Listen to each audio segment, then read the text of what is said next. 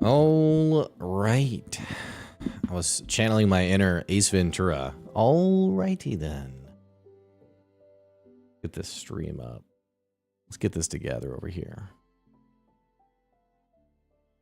Now, the last time we did this stream, let's see here. Here we are. Hello. Last time we did this stream, I couldn't see any of the chat. So hopefully we got it all figured out this time. Let's see here. Let's get to the right. Let's get to the right tab. There we are. Okay. Hello, this is our breakdown video looking at the changes to the D&D 5e classes, or rather 5.5e, I guess, the 2024 Player's Handbook. If you are new to D&D, this is going to be right over your head. If you've been a long-term player, you can definitely jump in and help me to understand some of these changes.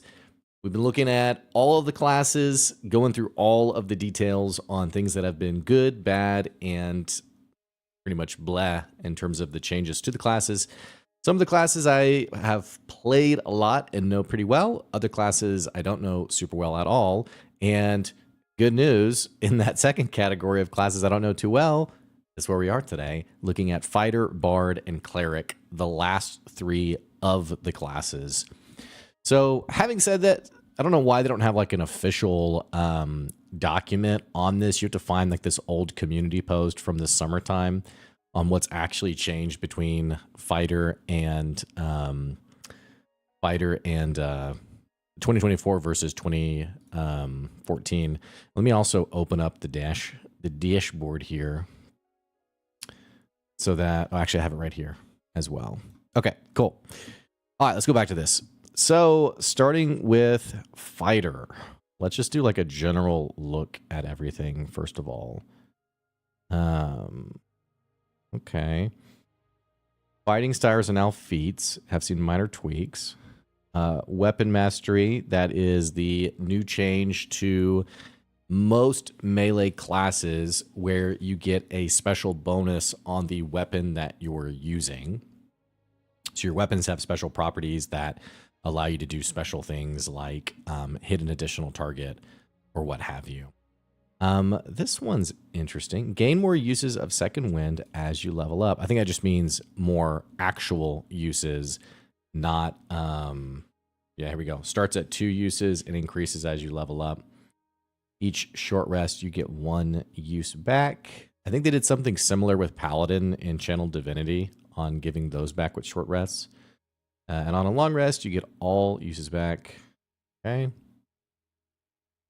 Tactical Mind. When you fail an ability check, you can expend a use of second wind to gain 1d10 to add to the roll. And your second wind is not used up if you fail. Okay. I don't know. I don't know if I see this being used. Let's actually take a look at the actual player's handbook. Let's see here. Let's see here. Where are we at? Fighter.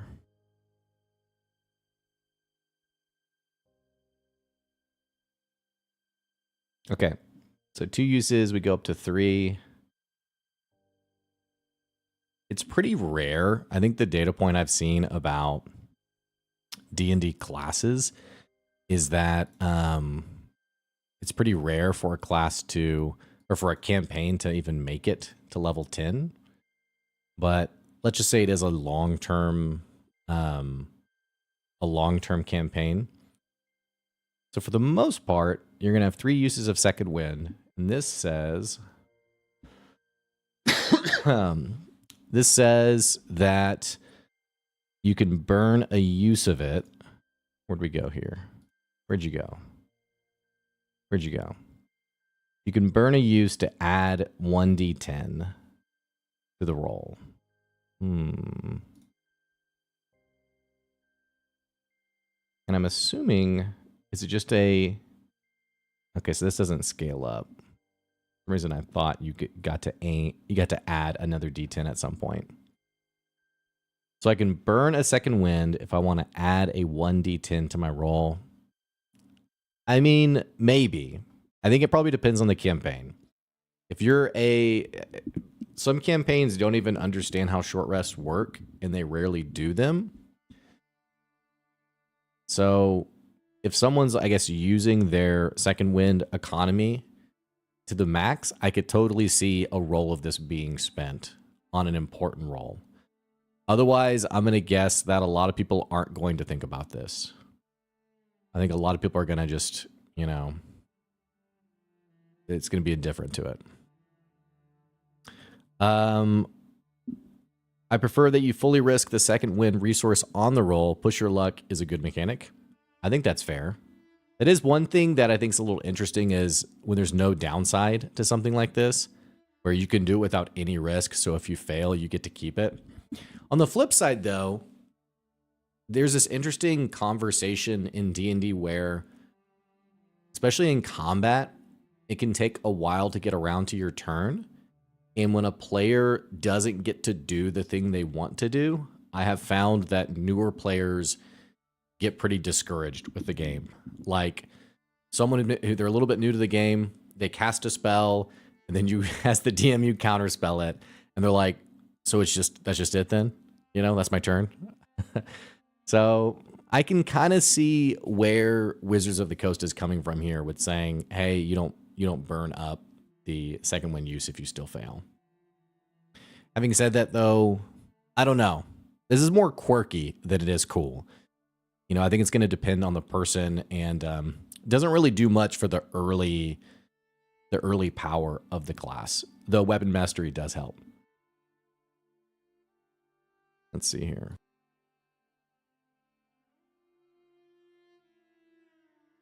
All right, fighter subclass. The maneuvers from Tasha's has been included. Some options have been revamped. Okay, let's take a look at these then. Look at the subclasses.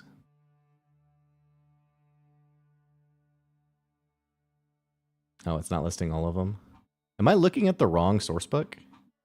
Is this just like a generic one? Or is this the right? Let's see. The only reason I'm asking is because I could have sworn that I previously looked, let's see, at everything. Sources, here we go, PHP. Okay, I think I was looking at a smaller version of it. Okay, let's take a look at this. Okay, Battlemaster, Champion, Eldritch Knight, and Psy Warrior. Now, I did briefly play a fighter in a campaign, and when I say a campaign, it was like 2 sessions, and then the campaign died. So, my understanding of fighter is that Battlemaster is pretty much the way to go, and nothing else really compares with that. And some of the discussions I've seen around revamping fighter has been making battle maneuvers a core piece of their kit, and then making the subclasses a bit more interesting. Clearly with maneuvers here, they didn't go that way, but let's just look through these subclasses real quick and see what they did decide to do. So they still have the maneuvers in the Battlemaster. That looks the same. Superiority dice looks the same. You get them all back on a short or long rest. I don't know if that was the case in the previous version, which we can actually take a look at that. It might be, I don't know. For some reason, I think it was only on a long rest, but let's take a look. Where are we?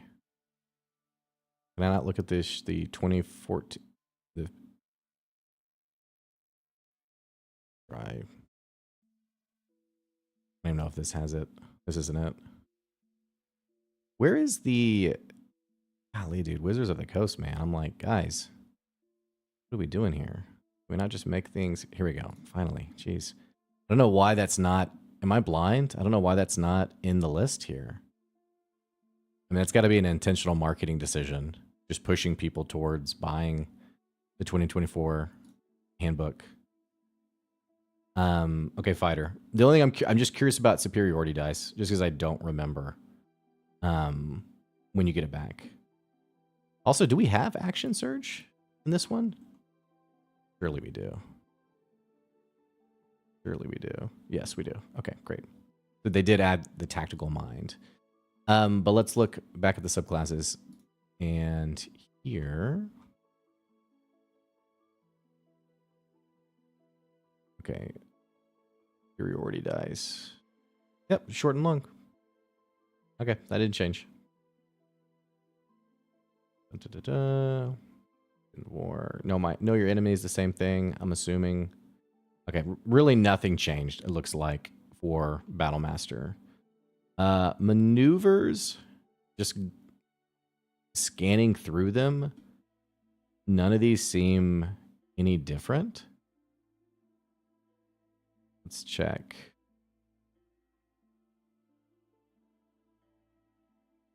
No sweeping attack. No, it's still there.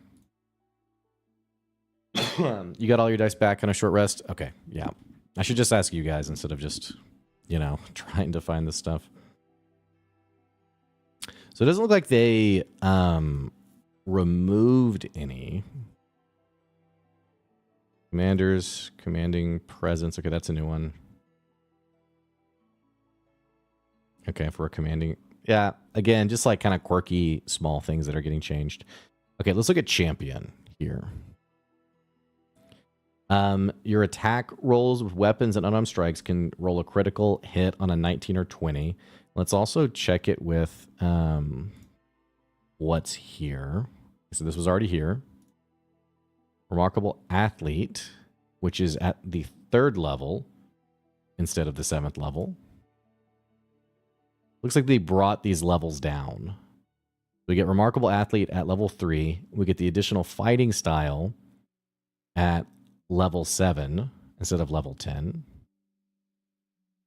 The only issue with fighting styles is you can't do 2 at once. Like isn't it like you have to use an action to go between your fighting styles? Or is it permanent for all of them? Okay, so this one, these would oppose each other.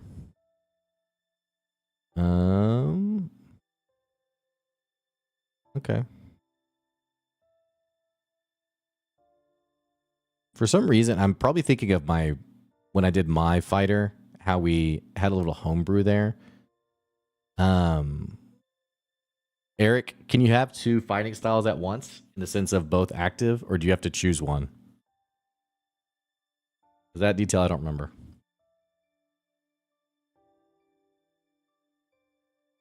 All right, so they moved these up. Superior critical, still at 15. They added a new one at level 10. Heroic warrior. During combat, you can give yourself heroic inspiration whenever you start your turn without it. This is this is actually pretty powerful. You can expend it to reroll any die immediately after rolling it, and you must use the new roll. So, and then if you gain heroic inspiration but you already have it, it's lost unless you give it to a player who lacks it.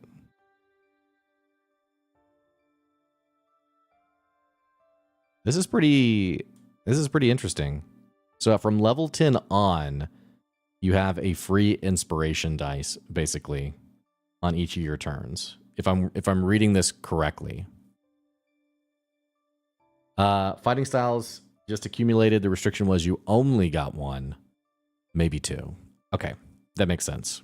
The reason it's confusing to me too is because for my fighter that I played, we homebrewed it where He was kind of like a, you know, what's the guy, Cirillo, or the guy from Game of Thrones who was like, what do we say to death? That guy.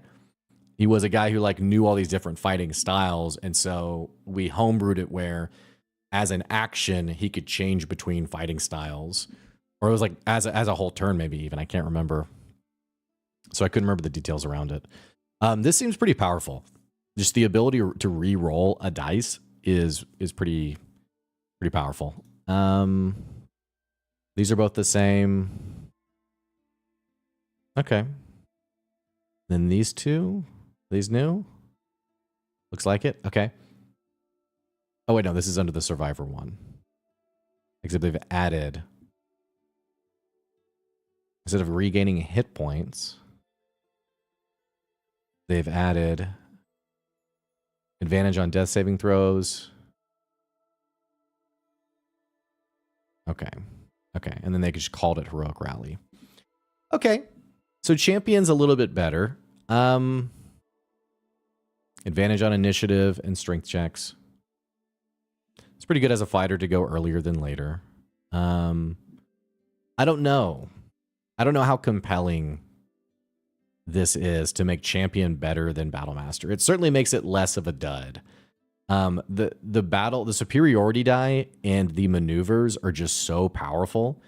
And moreover, just as a player, it's so much more fun to have all of these options. And I think you start with 2 and then you get to gain more. Let's see here. You get 2 additional ones at 7, 10, and 15. So, I mean, by level 10, you're going to have 6 of them. And then the superiority dice gets better, I'm pretty sure. Yeah, 5 dice at level 7, 6 at level 15. So, I don't know. Fighting style in 2014, D&D was a misnomer. They were passive bonuses. Okay. Okay, good. Zooteratimus. I think I got it. In my current game, the DM decided not to use the new rules until he has ample time to go over them himself. He said, and we followed. Yeah, and for my players, I pretty much just asked them. I said, hey, what do you guys want to do? And in one campaign, they were like, no way. Actually, the Barbarian, which if you guys didn't follow the previous video, Barbarians had their rage. It was called, I think, Path of the Bear or Totem Warrior. I can't remember. They've renamed it. But it was resistance on all damage except psychic damage. And now they've changed that to it's a much narrower spectrum of resistances, which, by the way, I think Travis swapped over to 2024 for his Barbarian, because there was an attack in the most recent episode where they were like, oh, you have resistance. And he was like, no, I don't. Or I may be misremembering. I don't know. But all that to say, that player was like, no, I do not want to swap. And then my other campaign, pretty much everyone was like, yeah, let's just swap over. So I'm kind of just letting my players decide. But let's keep going. Let's look at Eldritch Knight. And we probably won't spend as much time on the other classes, on these subclasses. I just knew that subclasses was a point of weakness for fighter. So Eldritch Knight can cast spells, cantrips. You have your spell slots. This is all pretty standard. Here are the spells available.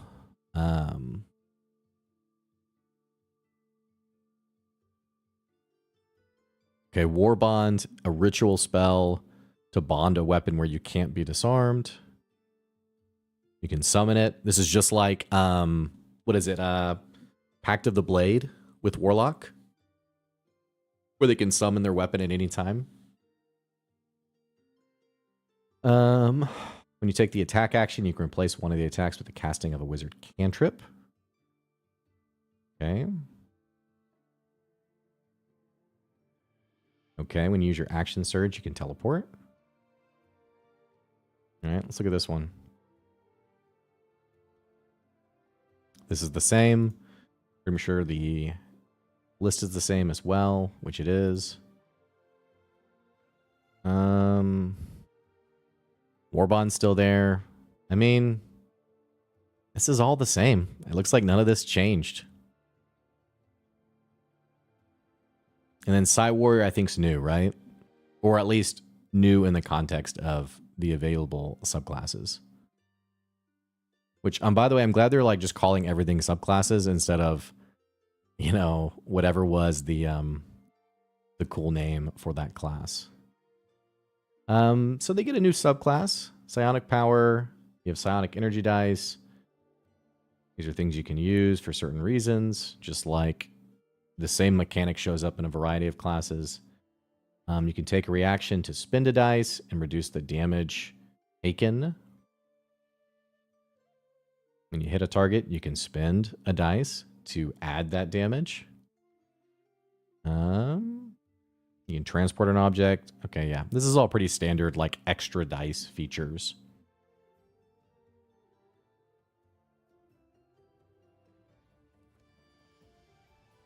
Even with this, none of this really seems that interesting either, or really that powerful. But it could be maybe I'm just, you know... This looks like, basically, if you want to be... And I think I saw the intelligence modifier. Here we go, right here. Reduce damage by the number rolled plus your intelligence modifier. Does intelligence come up anywhere else? Yes, right here.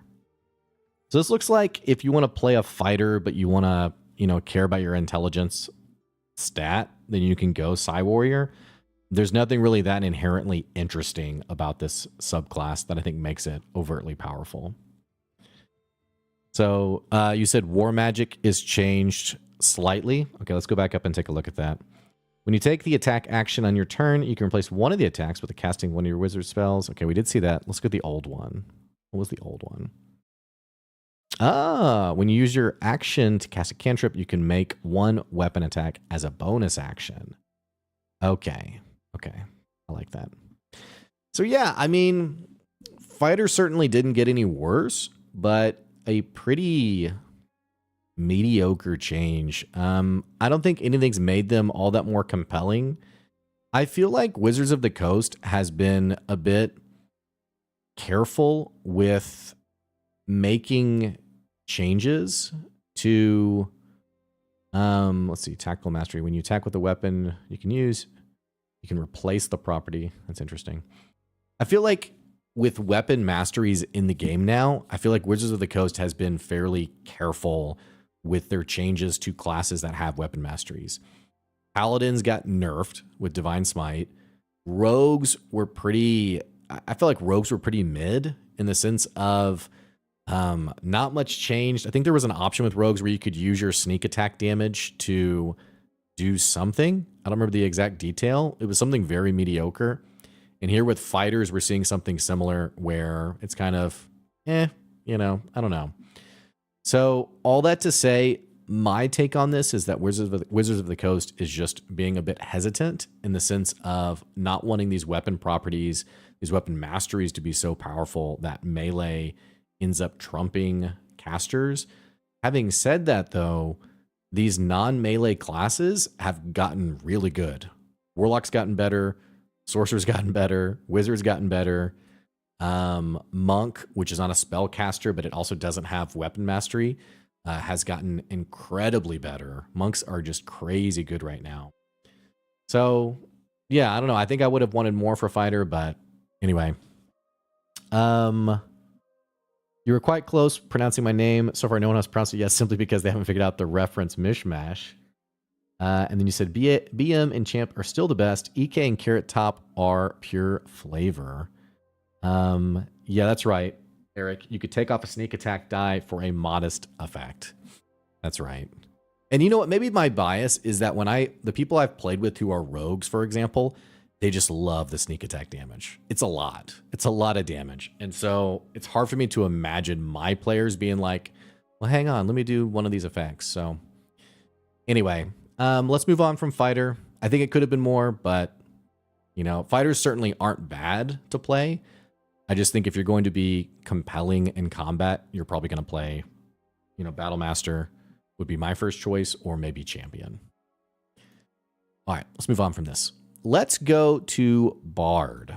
I'm a Bard fan. I don't know much about Bards. A friend of mine, Will, on the channel, he loves playing Bards.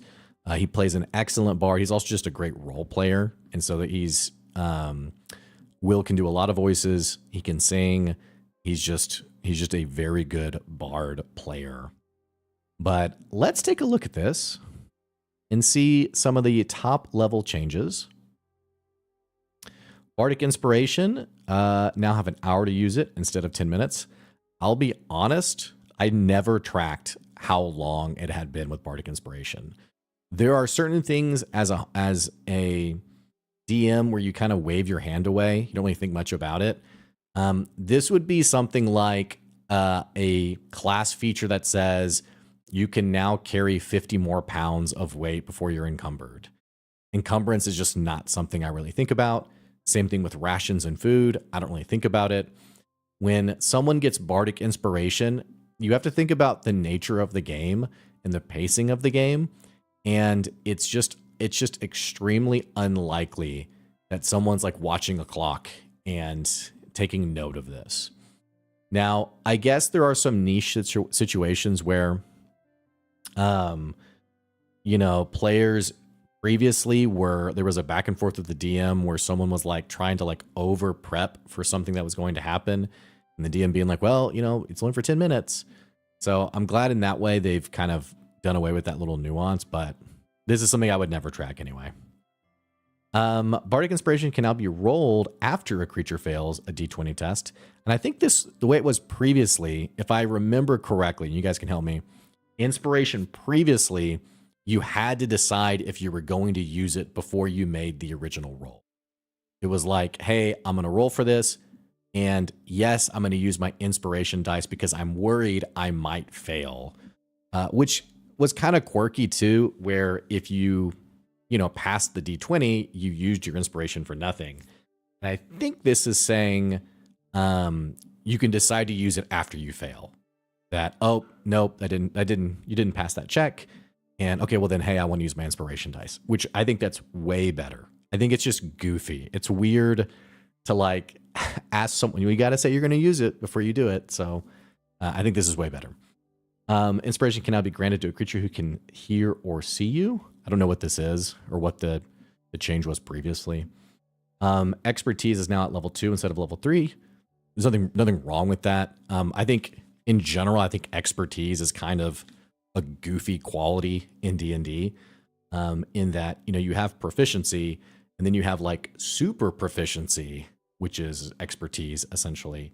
I don't know. I think it's a bit goofy, but again, no real problem with it being in the game. Eric, you could spend it after your D20 roll, but before the results. That's exactly right. So before you knew if you passed or failed, you had to decide to use your inspiration. I think it means you can affect animals now too. Okay, that's good to know. Oh, okay, that's good to know. Song of Rest removed. What was this?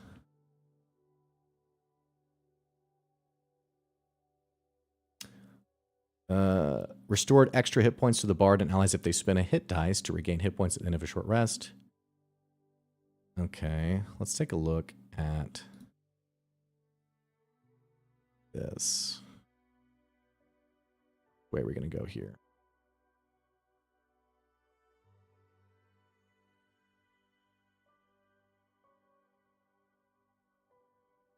Here we go.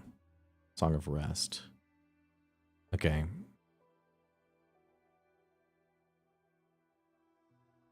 I think this is a great thing. This is so, I think this is such like a cool flavor thing for a bard.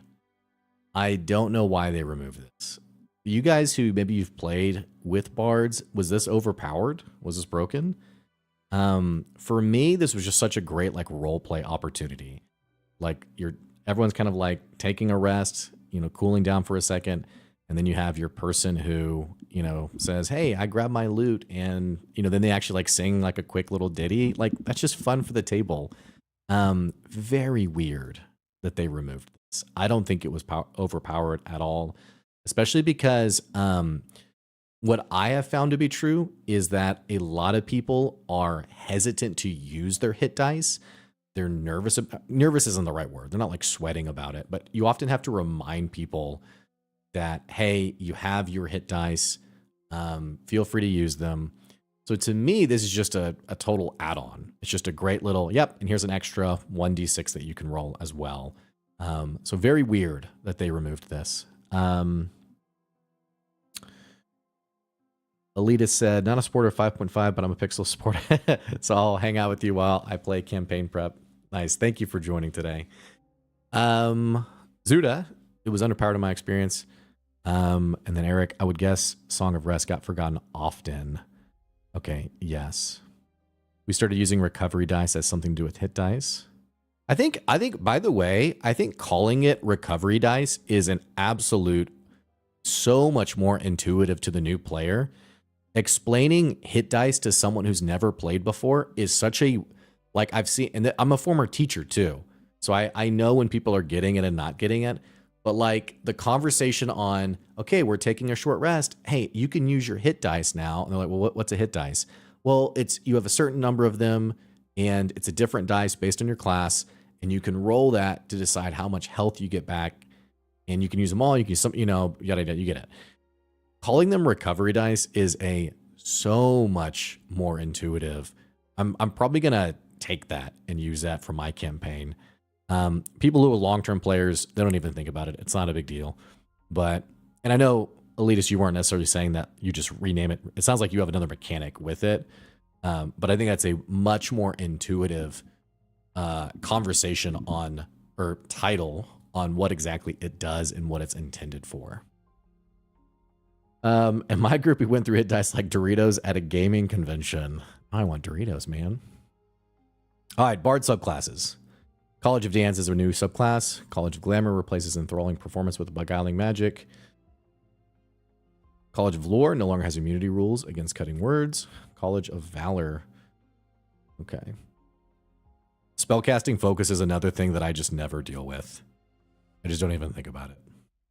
So whenever there's a detail that like now gives an added bonus of like what you can use as your spellcasting focus, it's pretty moot to me.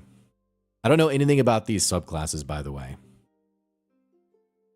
So you guys who've played bards before, you'd have to tell me the gist of it, just because I don't know anything about any of these. Let's actually look real quick at the 2011, or excuse me, 2014. They only had 2 in here: College of Lore, College of Valor, College of. And this is the cutting words one that they changed. Distract, confuse, sap the confidence, blah blah blah. When you make an attack roll, ability check, damage roll, use your reaction or a bardic inspiration, and to spend your bardic inspiration, and then subtract that from their roll. Okay. Creature's immune if it can't hear you or if it's immune to being charmed. Okay, so they got rid of the immunity part of that. That's fine. I mean, I don't really know anything about these subclasses, and I don't have a bard in either of my campaigns. So really my only playing experiences with Will when he was a bard. College of Dance DDR plus I cast punch. Okay, let's just take a look at the College of Dance because I'm curious about it.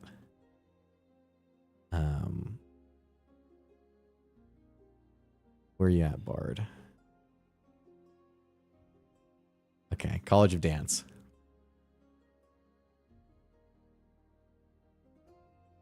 While you aren't wearing armor or wielding a shield, you gain the following benefits.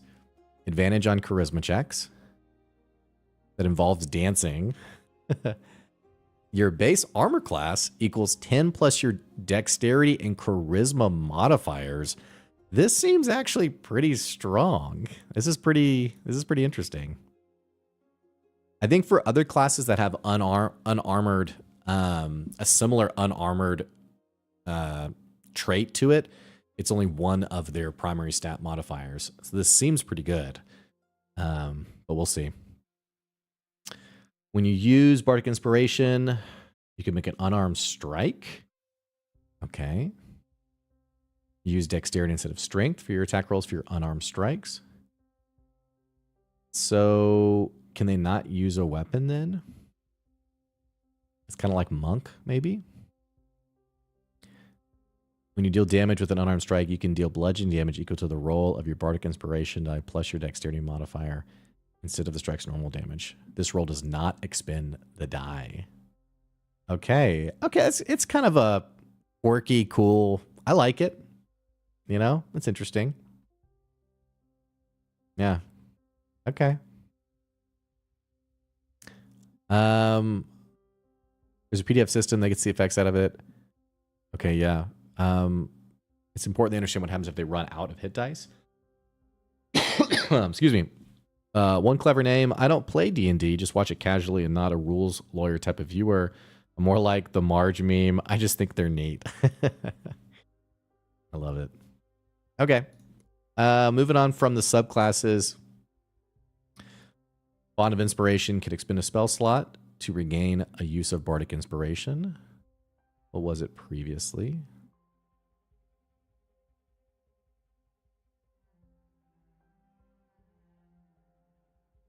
You can regain all of your expended uses of Bardic Inspiration when you finish a short or long rest. Ooh. Ooh, that hurts. So instead of all uses, this now only gives you one use back.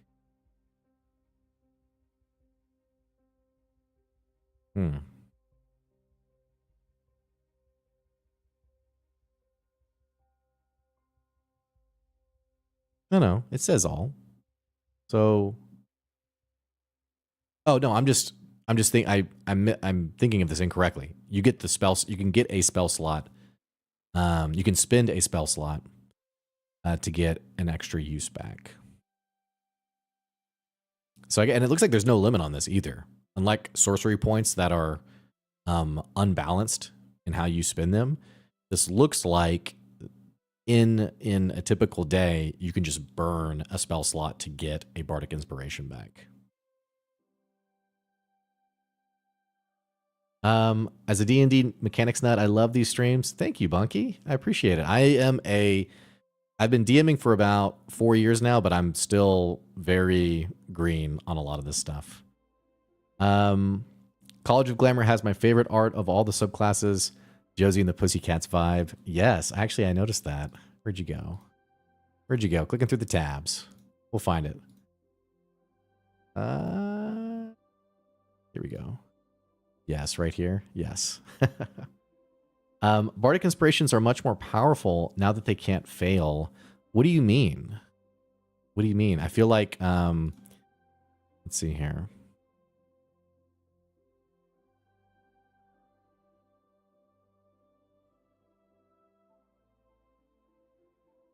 When you said it could an inspiration fail previously, or how do you mean?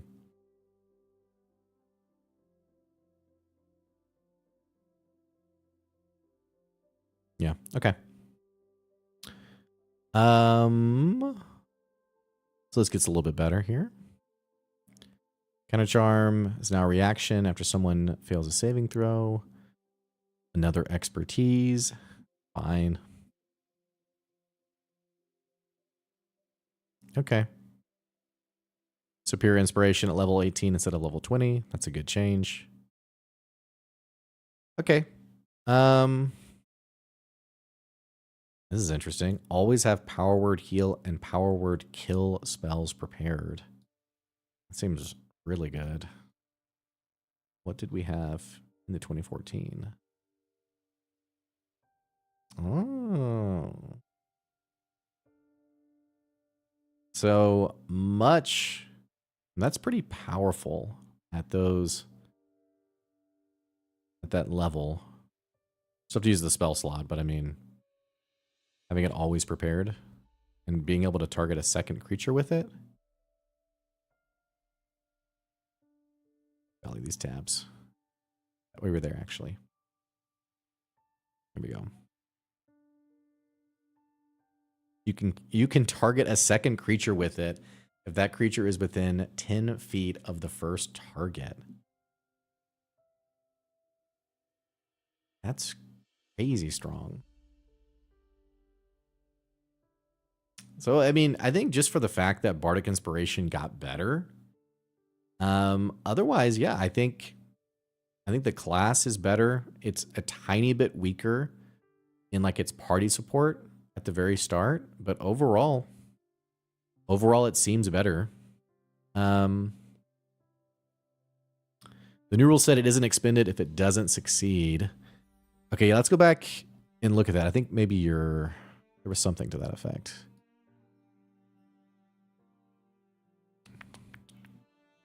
Let's see here.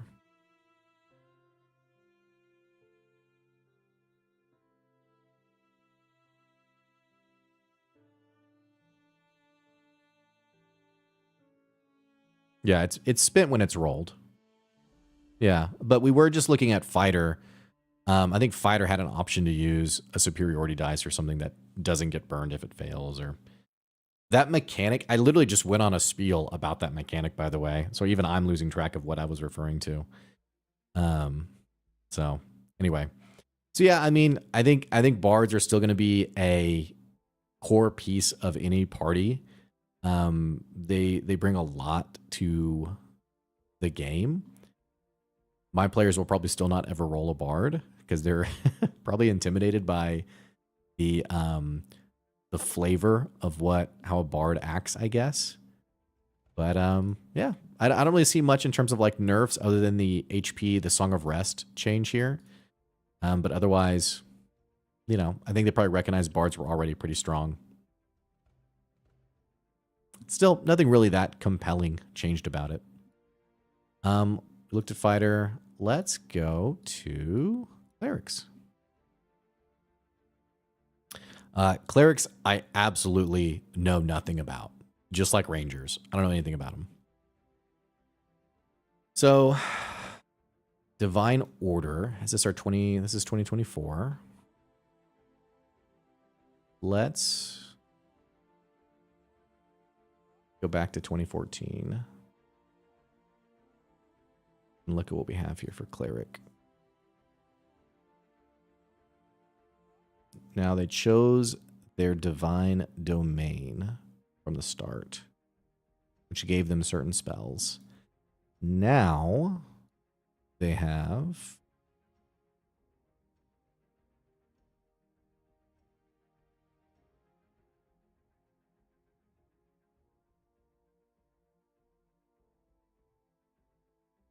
it's the same thing, right? Divine Order, you dedicated yourself. Okay, so they've moved this to the actual subclass, which is to the traditional level 2, level 3 for classes. And now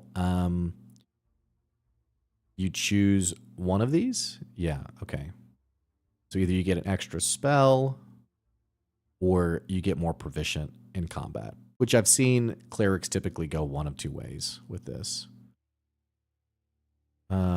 Yeah, different kind of stream. A friend of mine always says clerk when he's talking about clerics. This is like so random, but there's a random YouTube video from the show called The Bodyguard. It's the guy who was from Game of Thrones, Robb Stark, and he's like protecting this woman who's like in Parliament, or maybe she's the queen, I don't know. But I've seen this clip before, and the whole clip he keeps calling her mom. And so I thought this was like a James Bond thing where, like, you know, the boss lady's just called mom. And but I found out the other day that he's saying ma'am, but his accent is so thick it sounds like mom. So fun fact for the day, I guess. Great clip, by the way. You should check it out. Okay, so clerics get to choose one of these two things. Now, previously, did they just not have it? Or was this something just more implicit? It says if proficient in chainmail, which chainmail is a heavy armor, if I remember correctly. So when would they have chosen this previously? Either way, in 2024, they're giving you the option. Adds Divine Spark, another way for clerics to use Channel Divinity. As a magic action, you can point your holy symbol at another creature you can see within 30 feet and focus divine energy at it. Roll 1d8 and add your wisdom modifier. Either restore hit points to the creature equal to that total, or force the creature to make a constitution saving throw. On a failed save, they take necrotic damage or radiant damage. And on a successful save, they take half as much damage. I like it. That's pretty interesting. What was the previous one? Previous one, all you had was turn undead. Okay. Strictly better. Like, for a class to not have a use of their, I don't know what these are called, by the way. I don't know, like, what contextually what we describe these things as. But for clerics, it's channel divinity. I think paladins, it's also called channel divinity. You know, second win and action surge for fighter. Like, these limited things you can use per long rest, which in some cases I think also short rests. It feels bad when this is like a qualifier of your class and you have nowhere to use it. So if my only option previously was turn undead, I mean, if there's no undead in the campaign, it's like, okay, I guess I can't really do anything about that. Now, is there another thing here? Oh, it's turn undead. Yikes. This is definitely better. Clerics used to get their subclasses level 1. Yep. And some classes granted martial weapon proficiency and heavy armor proficiency. Okay. Okay, I'm with you. Probably the war domain would be my guess. So they get their subclass. Let's go back to this list here. At level 3 instead of level 1. Aids, some spells have been added. Okay. Invoke duplicity is easier to use in combat. Okay. Okay. Channel divinity can now give you shield of faith or spiritual weapon without using a spell slot or requiring concentration. Wow. I feel like spiritual weapon is just so freaking good early on in a campaign during combat. Be able to cast that without using a spell slot, that's pretty good. Replaces destroy undead. Instead, deals radiant damage to every undead regardless of CR. That fails their saving throw. Previously, we had destroy undead. Where you at, destroy undead? Here we go. This was a creature is instantly destroyed if it fails its saving throw, if its challenge rating is at or below a certain threshold, listed here. I'm also, by the way, have we seen any CR mentions here? You guys who've read this stuff more than I have, I'm curious. I heard a rumor that they're moving away from using challenge rating as often as they used in the 2014 player's handbook. You know, there's quite a bit that's like crunchy and mathy about D&D that can be a bit aversive to some players. So I'm not against them dropping it, but I do notice it's not anywhere on here on the 2024 version. Now, having said that, I think, let's see. I think Druid. Here we go. Let's see. Does Druid still use it?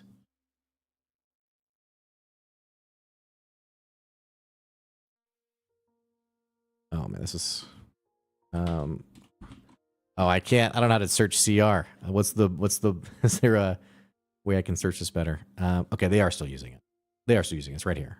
This is what I was looking for the B shapes. Okay. Okay, well, I guess they just dropped it from that specific cleric. I guess because they just didn't like the idea from like an action economy standpoint of how you could just wipe out a bunch of creatures. What is the radiant damage amount though? A number of d8s equal to your wisdom modifier. Okay, that's actually still pretty strong. I mean, it's still gonna do pretty good damage against a you know, half CR creature. They nerfed spiritual weapon? Did they? That's why I was just saying. I was just talking about spiritual weapon being so strong. This is the legacy version. And they gotta link these things. I don't. Okay. They've got to link these things better. Is there a search on here? There's not.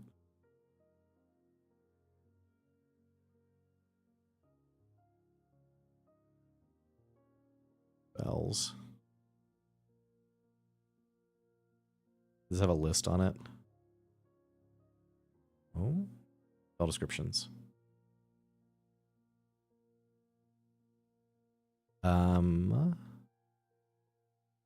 Spiritual weapon. Here we go. All right. Bonus action, still a bonus action. Concentration.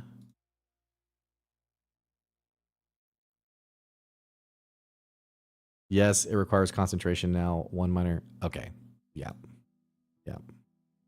Man, that's too bad. I do get it a little bit in that spiritual weapon was so good and so strong, but also I never felt like the cleric's toolkit was that powerful to start anyway.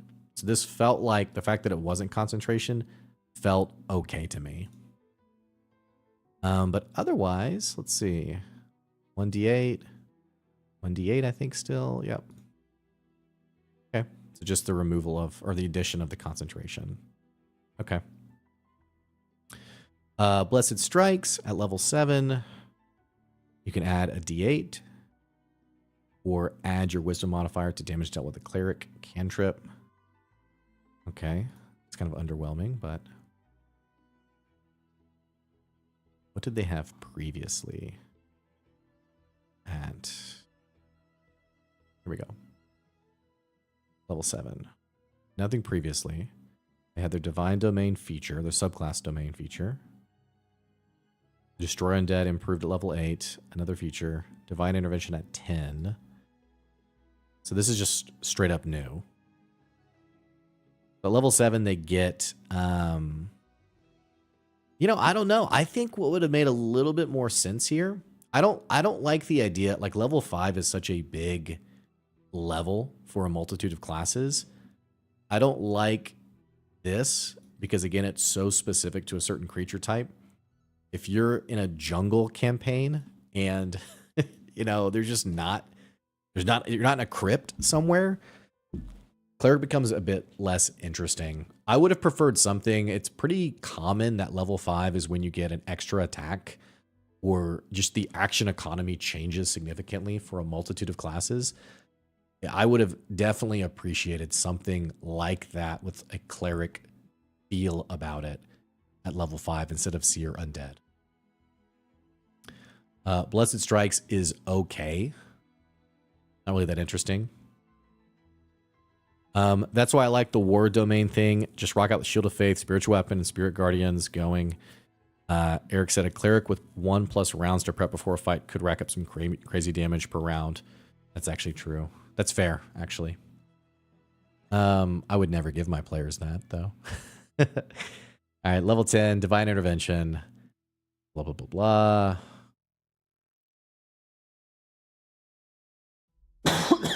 Choose any cleric spell, level 5 or lower, that doesn't require action to cast. You can cast that spell without expending a spell slot. Okay. I don't think that's changed. Oh, it has changed, actually. Instead of describing the assistance you seek and rolling the percentage dice, I don't know. I mean, from a playing perspective, like just a tabletop adventure perspective, I think this is way better. This makes a lot more sense. This would include like Revivify, for example, which is very powerful. A lot of low level, well, actually, it's not very powerful because he's level 10. For some reason, I was thinking level 5, like they get this at level 5. By level 10, you have enough. I'm going to have a hard time believing you don't have the components to cast Revivify, which is 300 gold diamond. But then again, maybe I just overly shower my players with gold. Pure mechanic standpoint, this is better. Just players choosing the spell they want to cast. From like a role play long form campaign, I think this version's way better. I think this version's way better to go beyond the spells that you have and to ask your DM basically for something creative and interesting, I think this is a loss to lose this in whatever form it is. I think they need to add this back. I mean, they're not going to, but I wish they would add this back in some form. Having said that, I get this. Again, from a player playing the game standpoint, this is better. But anyway, there are some good level 5 spells too. But anyway, suddenly there's a dagger in your leg. Roll initiative. I just don't really signal to my players that they're about to get into initiative. So level 14, Blessed Strikes gets better. And then level 20, greater. Wow. When you use the Divine Intervention feature, you can choose Wish when you select a spell. If you do so, you can't use Divine Intervention again until 2d4. This is a bit odd, by the way. You can do the Wish spell or still the level 5 spells are lower. Like, it seems to me this should be, you can cast any spell including the Wish spell. Wish, by the way, this is totally a DM decision in terms of how they want it used. So this could be incredibly powerful. If you have, I think, an overly nervous DM who likes to have a little bit more control, I think this is something that would make them nervous. I do think from a gameplay standpoint, this is way better than the other version of where is it? Where you do your level 20 Divine Intervention and it just works. Here we go. At level 20, your intervention succeeds automatically, no roll required. This is just a little goofy at level 20. We saw it in the most recent CR where you have 2 clerics both doing level 20 Divine Interventions, and it's like, seems a little powerful. But still, this other version, I think is pretty mediocre. So I think that's it. I don't know. I think clerics probably, it's kind of a wash on if they're better or worse. I don't know if these subclasses have changed that much. I don't think they're really that much better. I think the changes are kind of disappointing, honestly, for clerics. But anyway. Okay, so those are our classes. Let's see here. Let's do the best way to track this stuff. Hang on. Let's see here. I'll tell you what I need. I'll tell you guys what I need here. All right. So the best way to wrap this up is with a little, let me change this over to, is it? Oh, I can't actually pop over.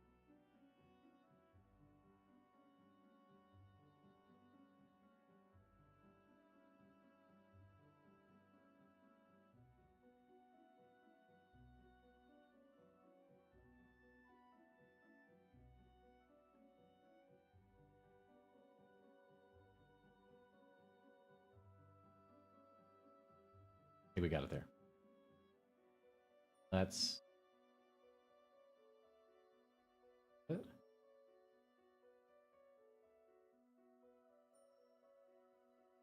that, put it behind your boy. All right, so let's look at our classes here. I think overall, if we're doing a tier list, you got to do your tier list, right? We're doing like S tier. I would say the people who won the most from these changes, Monk, absolutely. Monks are incredible now. Super strong, super powerful. So here's the deal. I'm doing a tier list, and then now I'm looking at all these different options, and I'm like, I don't know now. I don't know. Just looking at it. Let's do the ones we can at least agree on, maybe. I'll say A/B tier. I'm going to put paladin. That I think's a little bit worse. I'm going to put rogue. I think didn't get good enough changes. And by the way, if you followed our channel long term, you know Will and I have like the goofiest rating systems for everything. So we're just going to keep to that theme here. And we're also going to have this band here in the middle that doesn't have a letter. I'm going to put warlock. I'm going to put sorcerer. I think rangers are still incredibly boring. I think that I think cleric is maybe somewhere in the A and B. I mean, they're good to use. They're not great. I think bards are going to continue to be awesome. I'd put fighter down here. I'd put what else am I missing? Druid. I think druids got worse. I don't know why they goofed around with wild shape like they did. But druids are a little bit better than fighters. What am I missing? Barbarian. Barbarians got a little bit worse by their immunities being nerfed. I put barbarians somewhere in this area too. Barbarian. Cleric's just over here because I just don't know. I don't know. They're somewhere in this middle band, but I don't know where I'd put them. And what else am I missing? Wizard? Wizard. I like wizards. And they didn't get nerfed, really. So I'd put wizard. And they simplified their subclasses a little bit, which I like. So 1, 2, 3, 4, 5, 6, 7, 8, 9, 10, 11, 12. I think that's all of them. 2, 3, 4, 5, 6, 11, 12. And then we're not sure yet because we haven't seen the new source book for Artificer or Artificer, however you say it. So I definitely think Monk is insane. Warlocks got better with their invocations being earlier. I think casters in general are still very strong. I will bump these 3 plus fighter up if weapon masteries end up being very powerful. Which, having not played with them yet, I don't know if they are or not. I mean, they're just pure bonuses on what you do. But they're also not that interesting, I guess. You either add the bonus or you don't. So Ranger, I just don't think is compelling enough to still make it of use other than like total flavor, like someone wanting to play it. So, yeah, I don't know. What do you guys think about the list? How would you change it? Would you do anything different? And we're going to wrap up because I got to get to another meeting. So that'll do it for me. Oh, here, let me move my beautiful face. Hang on. Here you go. Don't lose me. This is what I would... This is where I'd kind of put it all. Pretty much all I have to say about it. We'll have another like breakdown next week, and it'll be, I think, on just like a general D&D concept. Why am I using Paint instead of Word document? I don't know what I'm doing. I'm just figuring this stuff out, you know? So, looks about right. Okay, well, cool. At least no one's like, hey, you're an idiot. What are you talking about? So, all that to say, I'll do another stream next week about some D&D stuff, and, you know, we'll go from there. I'm also thinking about doing a stream this afternoon, just a short one for Path of Exile 2, which is at 2 o'clock. It's in just under 2 hours of the time right now. So keep an eye out for that. Maybe we go live for that. Maybe not. Either way. Watch party for CR is tonight. I will not be there, unfortunately, because I'll be traveling. But check out that watch party in the Discord. No Friday stream tomorrow, because I'll be out of town. And then otherwise, we're still waiting on our Wizard, the Witch, and the Wild One episode to go live. So anyway, thank you all for watching.